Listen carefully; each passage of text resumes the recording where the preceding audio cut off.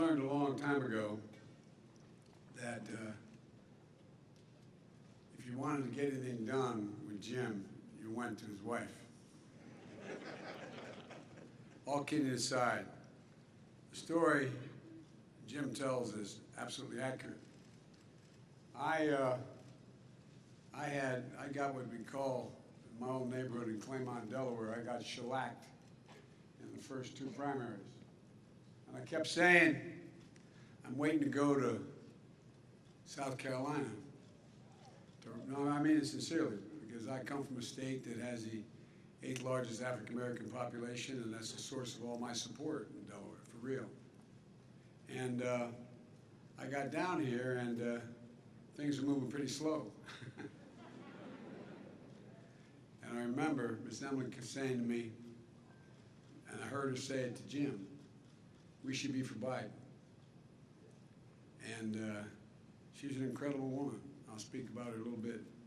But, you know, not only did we win, I think we won every single district. And I just want you to know it matters. And Jim's saying to you, you know, if you don't succeed at first, try again. Well, a lot of you have already figured out that you can do anything you want to do if you set your mind to it. But one of the things that most people don't focus on anymore is there an awful lot of people like Jim, like me, like Ms. Emily, like a lot of you, who no one expected to do something significant. I come from a family raised in a 3-bedroom split-level home with 4 kids, a dad, mom, and a grandpa. We were fine, don't get me wrong. We weren't up by our bootstraps, but we were, I guess, technically low middle class economically. And I used to stutter really badly. And stuttering is the only thing everybody can still laugh like hell at, but it's devastating to a stutterer. If you ever saw the King's Speech, it's worth seeing. And I had trouble talking until I was well into high school.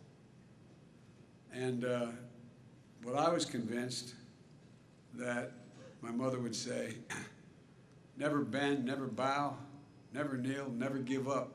Just get up. Just get up. And that's one of the things I like so much about HBCUs, which I've been part of for a long, long time. The reason I got elected in 1972 was because of an HBCU called Delaware State University.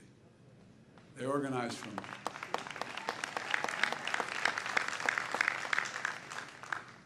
So, folks, you're inheriting an incredible tradition graduating from this university.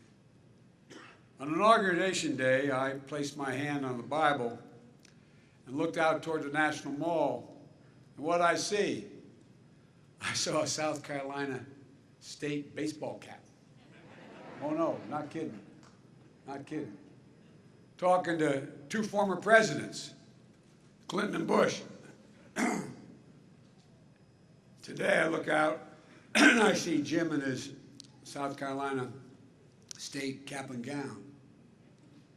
Jim, I'm honored you asked me to be here, and as you receive your diploma you earned 60 years ago, but never got a chance to receive it in person. You know, I know this, that Miss Emily's here. Her spirit and the students are here today. Students on scholarship in her name. Students in the Honors College in her name. And she is always in our hearts. She was a genuine gift, a dear friend to Jill and me, and a great American. And she loved this institution. She loved this institution. Thank you, President Conyers, the Board of Trustees, the faculty, staff, one of our nation's great universities. Though I'm from Delaware, I've got to put Delaware State up there. The president of Delaware State used to work for me, went and got his doctorate and said, this is not the good job, I'm going to be president of the university. But all kidding aside, of course, President Harris is a proud Howard alum. She might have something to say about Delaware State. And to my family and friends, the class of 2021, I know the pride you feel for this day as well. Graduates, you already did this because Jim did it, but I always do it, and Jim, as usual, always is ahead of me. You really do owe those folks up in the bleachers a whole hell of a lot. A whole heck of a lot. And I'm sure not a one turned to his husband or wife and said, guess what, no tuition next semester. But I just want to say to the parents, we know, like my family, know the sacrifices you made to make sure this day arrived. And you're the ones that helped you get through this period, and you got a lot to look forward to. Graduates, I know you've already stood to thank your parents and your families, but you know, the fact is that congratulations, you earned it. You earned every bit of it. I know it wasn't easy. Remote learning, fearing getting sick from COVID-19, feeling the pain for those who lost loved ones, and you know people who've lost loved ones. The uncertainty of a devastated economy, the reckoning on race not seen since the 50s and 60s. Your time here has come during a tumultuous and consequential moment in modern American history, and has led you to graduate at a real inflection point in history. No graduating class gets to choose the world into which they graduate. Every class enters the history of the nation up to the point that has been written by others. But few classes, every once in a few generations, enter at a point in American history where it actually has a chance to change the trajectory of the country. And that's not hyperbole. You face that inflection point today. And I'm confident you'll meet the moment. You're ready because you're part of a proud and sacred tradition, an HBCU tradition, more than 180 years of excellence, an institution that instills a sense of purpose and commitment to make a difference in all their students. Not just to lift up yourselves, but to lift up others. An institution grounded in the belief that every American, of every race, background, and zip code, should have a fair and equal chance to get as far as their God-given talents give them. Incubators of scholars and educators, advocates and athletes, leaders of industry and entertainment, faith in medicine, arts and science, the molders of trailblazers, visionaries, and public servants. You know it. You know it better than anyone. HBCUs have helped produce 40% of all the black engineers in America. 50% of all the black lawyers in America. 70% of all the black doctors and dentists in America. And 80% of all the black judges in America. Folks, I see HBCU excellence every single day in my administration, and I'm not exaggerating. Vice President Harris, my cabinet, Michael Reagan, Administrator of the EPA, senior White House staff across my entire administration, graduates, I'm here to congratulate you, but also to let you know that your country, this is not hyperbole, is counting on you. They're counting on you to turn the dial at a moment we have a chance to do it. And that I'm committed to doing everything I can to make real the promise of America for all Americans, for all of you.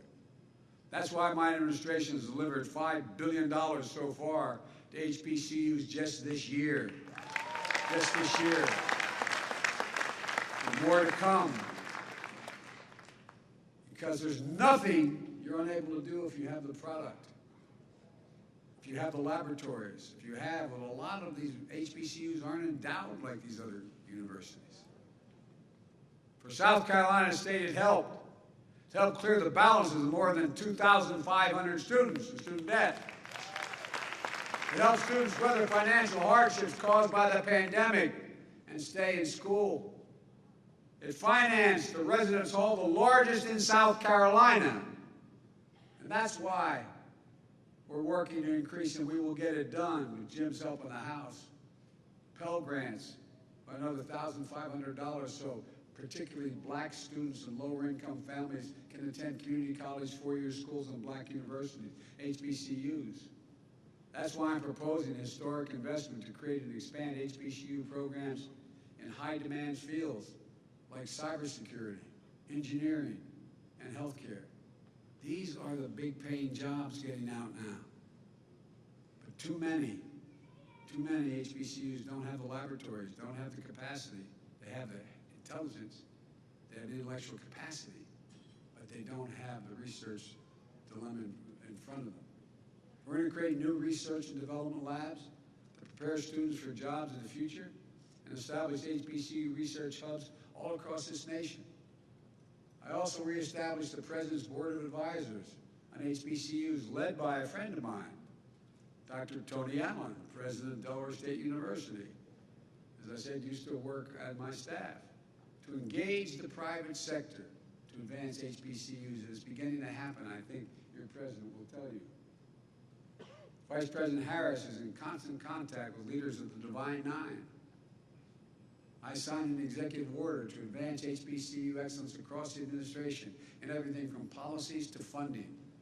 And part of that effort includes recognizing outstanding HBCU student scholars, like your student government president we just heard from, Giovanni.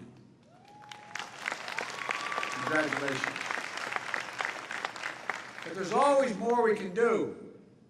We're going to lead the way just as Jim has led the way. What makes Jim so effective as the highest ranking Southern African American ever in the House of Representatives is Jim never forgets where he came from. Don't you ever forget where you came from. That's your secret power. You understand? There's no one more effective who knows how to get things done than someone who understands the need to get things done and the people who need it. I mean it. Who understands what folks are going through. That's Jim, and that's many of you, and that was me graduating years ago. With the infrastructure law I just wrote and signed into law, and that Jim did so much to pass, we're going to create better jobs for millions of people to rebuild our roads, highways, bridges, cities, small towns, rural communities. It means more opportunities for black businessmen, black contractors, black engineers, building black communities back to where they have to be. And I mean it. So if you don't know the community, it's hard to know what it needs. It means every American, every child being able to turn on a faucet and drink clean water because we're going to rip up every lead pipe in America. It's something that Jim has really championed. It means everyone should be able to access high-speed internet, urban, suburban, and rural. Graduates, you lived it. No student should have to go to a coffee shop or a fast food restaurant to get the internet so they can do their homework. We're going to make sure it never happens again. This is the United States of America, for God's sake. And criminal justice reform, we need it from top to bottom. I believe we need judges who understand the experience of the people where they come from. That's why I'm proud I appointed more black women to the federal bench and the circuit courts, and more former public defenders to the bench than any administration in American history. The previous record was 3 black women in 8 years. We've confirmed 4 in less than 8 months, and there's more we can do. There will be lawyers and judges who will be in charge, who understand real people and the needs of people.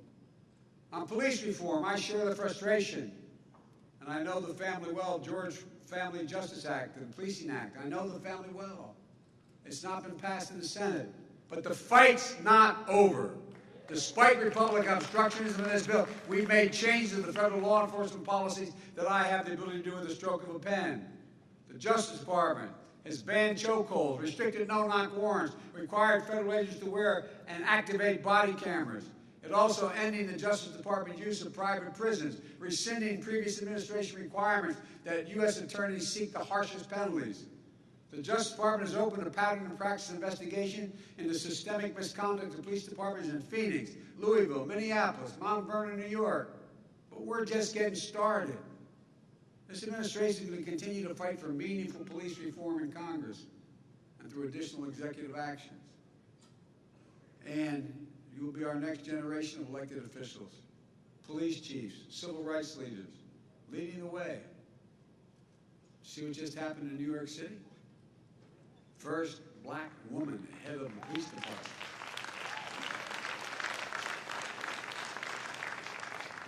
The My American Rescue Plan was passed right after historic investment in community policing and violence intervention programs that are shown to reduce violent crime as much as 60%. We don't have to spend less money, we have to spend more money on police to give them the kind of help they genuinely need. Why is a police officer showing up to the suicide threat, someone trying to jump off a building? We need more social workers there. We need more psychologists there. They need help. They're basically good people to prevent violence in the first place. We're expanding summer programs and job opportunities and other services to keep young people safe and set them up for success. We're helping formerly incarcerated people re-enter their communities. Somebody gets out of jail now after serving their time. What do they get? They get a bus ticket and $25, and they end up under the same bridge that got them there in the first place. So I'm going forward to make sure that everything that's available to anybody else is available to them, notwithstanding the fact they'd already served their time. We're going to reinstate access to Pell Grants, job training, apprenticeships, proven pathways to a better life. We need you. We need you to lead a lot of these efforts. We're also working to stem the flow of firearms and rogue gun dealers to curb epidemics of gun violence in this country. No greater victims than the black communities. We talk about these massive shootings. Well, guess what? There's a massive shooting every day in urban America. The number of lives that are taken.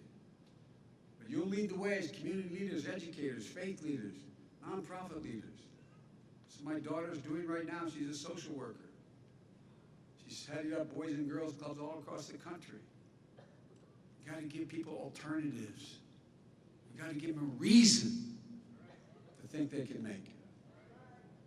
We're also going to use the federal government's purchasing power to unlock billions of dollars in new opportunities for devastated small businesses, including minority-owned small businesses to access government contracts.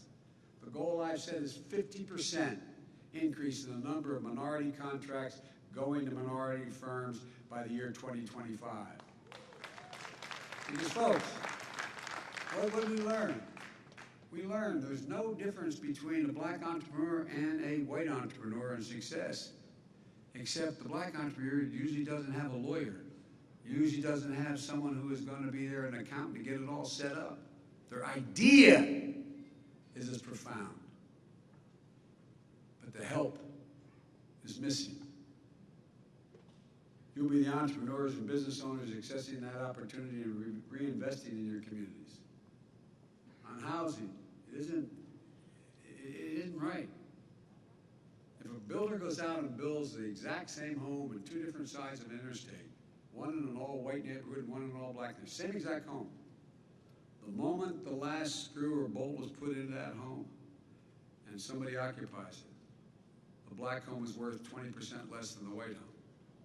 The moment. You live in a black community, you have a better driving record, someone lives in an all-white community. Same automobile, your insurance is going to be higher. It isn't right. That home owned by a black family is appraised at a lower rate. At the same time, the home owned by the white family is raised more. We're aggressively taking on housing discrimination. How do folks make it to the middle class from working class circumstances? And many of you have done that. Many of your parents have. You build equity in your home. That's how 90% of the folks make it to the middle class. They get an opportunity to own a home and they build equity in a home. Allows them to borrow against later, to send their kids to school, to do a whole range of things.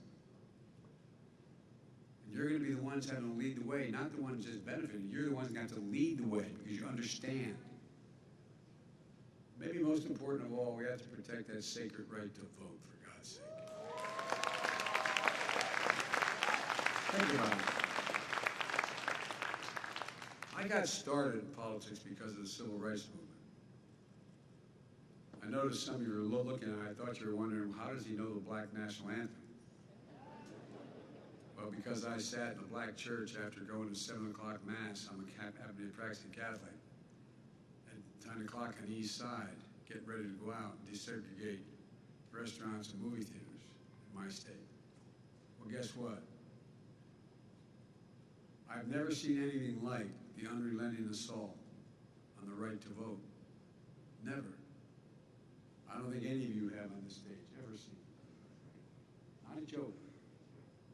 And folks, you know, as John Lewis said, it is the only, without the right to vote, there is no democracy. It's not just about who gets to vote or making it easier as we used to try to do to make people eligible to be able to vote. It's about who gets to count the vote, whether your vote counts at all. Folks, I was chairman of the Judiciary Committee for a long time. At the end of my stint, before I became vice president, I was able to pass the extension of the Voting Rights Act for 25 years, and guess what? And convince Strom Thurmond of South Carolina to vote for it. No, not a joke. I thought we're finally beginning to move. But this new sinister combination of voter suppression and election subversion is un-American. It's undemocratic, and sadly, it is unprecedented since Reconstruction. Vice President Harris is leading the efforts for us, but on the anniversary of Bloody Sunday, I directed every single federal agency in the United States government to promote access to voting, and each agency is heading and heeding the call. For example, the Department of Veterans Affairs is going to make it easier for veterans and their families to register to vote. You know why? Because we're going to use VA facilities, and they're going to open them up for everybody, and nobody's going to stop anybody. But across the board, in addition, the Justice Department, my Justice Department has doubled the voting rights enforcement staff, challenging the onslaught of state laws undermining the right to vote. We've supported Democrats fighting for voting rights bills since day one of our administration, making sure that we have unanimous support among Democrats in the Senate, which we do. But each and every time it gets to be brought up, that other team blocks the ability even to start to discuss it. That other team. It used to be called the Republican Party. But this battle's not over. We must pass the Freedom to Vote Act and the John Lewis Voting Rights Act. We must. We're going to keep up the fight until we get it done, and you're going to keep up the fight, and we need your help badly. And finally, we continue to confront the oldest and darkest forces in this nation, hate and racism. You know, there's a through line from Owensboro massacre that happened 53 years ago that killed 3 students for whom this very area, this very arena is named, to darkness that pierced the grace of Mother Emanuel Church in Charleston, which I visited right afterwards 6 years ago, to the torches, those you ever think you'd see in the modern times, people coming out of the fields down in in Charlotte, Virginia, Charlottesville, Virginia, carrying torches and Nazi banners, screeching most anti-Semitic and anti-black rhetoric in history. Hundreds and hundreds of them. And when asked, the guy who had this job before, when asked what he thought about it, he said, well, there's some very good people there. Hell, very good people. They're racist, they're fascist. And folks, that was 4 years ago. I never thought I'd see that in my career. The violent and deadly insurrection on Capitol Hill 11 months ago on January the 6th. I'm going to say something self-serving. I'm supposed to know an awful lot about foreign policy. I've known every major world leader in the last 40 years. I've spoken to over 140 heads of state since I've become president. You know what they'll ask me? Is America going to be all right? What about democracy in America? Did you ever think you'd be asked that question by another leader? I'm not exaggerating, gentlemen. Leader of China, Xi Jinping, who I've met with more than any other world leader, and Putin, both are very straightforward. Say democracies can't function in the 21st century because things are too complicated. They move too fast in time to get a consensus which democracies require. That's why autocracies will rule the day. Folks, this is a troublesome time, but it's a significant opportunity. Jim and I have engaged in civil rights work for our entire careers, him more consequential than me. Despite all the laws enacted through the struggles we knew we could make progress. But one of the things I thought, and Jim probably didn't, but I thought, Jim, I thought when we had some of those major victories, we'd finally crossed the threshold. But what I didn't realize is you can defeat hate, but you can't eliminate it. It just slides back under a rock. And when given oxygen by political leaders, it comes out ugly and mean as it was before. We can't give it any oxygen. We have to step on it. We have to respond to it. It's not who we are. It's a minority, but if the majority doesn't speak up, it has a profound impact. That's what we've seen the last few years. We must not give hate any safe harbor. We have to shine as bright a light as we can on it. That's the ultimate disinfectant. Call it out. And you're going to be the light. You're going to have to be the light. Let me close with this. The history of the journey of America, progress and possibilities, is written by people who sat where you're sitting right now. Again, not hyperbole, it's a fact. People like Jim and Emily Clyburn, students who met in a jail cell after standing up for what was right and just, who never stopped. In 1961, they were you. Now in 2021, you are them. You're part of one of the most gifted. This, again, is not hyperbole. Listen to me, and I'm being precise. You're part of the most gifted, tolerant, talented, and the single best educated generation in all of American history. You are. But with that comes a hell of an obligation. You accept people as they are, black, white, Latino, Asian, Native American, gay, straight, transgender, able and disabled. You see them as people, as fellow Americans who deserve respect and dignity. You're going to see more change in the next 10 years than we've seen in the last 50 because of the incredible change in science and technology. You're going to see us traveling commercially in the next 20 years at 12, 15,000 miles an hour. Subsonic speeds, supersonic speed. I mean, the things are going to change. But it's required the educated population you represent to understand it, to translate it, to move it. I have every confidence that no matter your career, you're going to translate change into a greater opportunity and happiness and prosperity for you and the world around you.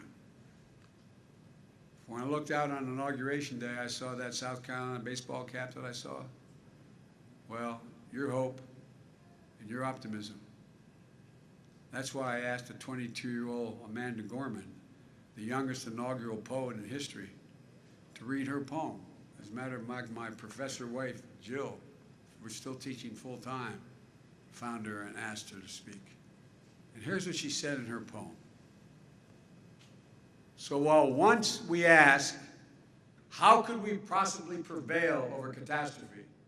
Now we assert, how could catastrophe possibly prevail over us? We'll not march back to what was, but move on to what shall be. A country that is bruised but whole, benevolent but bold, and fierce and free. That's who we are. That's who you are, the class of 2021. I'm not joking. That's us. That's America. We face that inflection point that's going to change the course of history, and I'm counting on you to meet the moment. It's an enormous opportunity, because I truly believe someone standing at a podium like this at this university 40 years from now is going to be talking about, did we meet the moment? This moment. Just like there's other moments in our history. Did we meet the moment in World War I? Did we meet the moment? And we go down the list. It's going to determine what happens in the next 5 to 10 years. It's going to determine what it's going to look like 50 years from now. I'm counting on you. I really am. I'm not kicking off the responsibility, but I'm counting on you. Congratulations to all of you.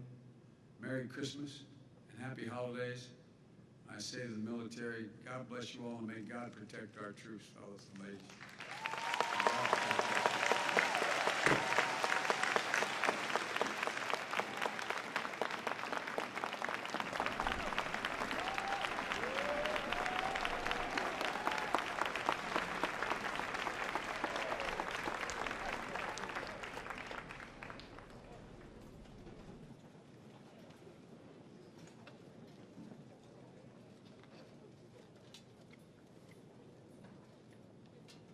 President Conyers, ladies and gentlemen, it is my privilege to present the candidate for the honorary degree.